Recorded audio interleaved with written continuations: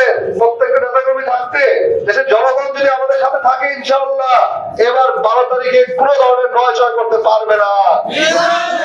আমরা এবার ইনশাআল্লাহ গত 17 বছর যে ভোটের অধিকার থেকে আমরা বঞ্চিত ছিলাম, এবার আমরা সেই ভোটের অধিকার রক্ষা করব। শুধু তাই নয়, বিজয়ের মালা নিয়ে ঘরে ফিরবো ইনশাআল্লাহ। ঢাকা নয়ে সাপলা করে ইনশাআল্লাহ বিপুল ব্যবধানে জয়ী হতে যাচ্ছে। সেজন্য আপনারা মাঠে থাকবেন, সতর্ক থাকবেন, কোনো ধরনের তাদের উস্কানিতে বিভ্রান্ত হওয়া যাবে না। তারা অনেক কিছু করবে, আমরা আমাদের কাজ করতে থাকবো, আমরা আমাদের সাধারণ জনগণের কাছে যেতে থাকবো, কথা বলতে থাকবো। আমরা যে ইনসাফের কথা বলছি, যে ন্যায় ভিত্তিক রাষ্ট্রের কথা বলছি, এটা যখনই আমি তাদের কাছে যাব, জনগণ কিন্তু সেটা বুঝে গেছে। জনগণ চুপ করে আছে। আপনি খেয়াল করে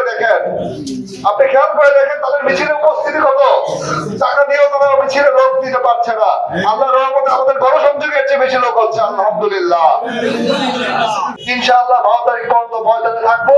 বিজয়ের মালা নিয়ে আপনাদের সাথে আমি ঘরে ফিরতে চাই। সে পর্যন্ত সবাই ভালো থাকবেন। আসসালামু আলাইকুম। ইনকিলাব ইনকিলাব।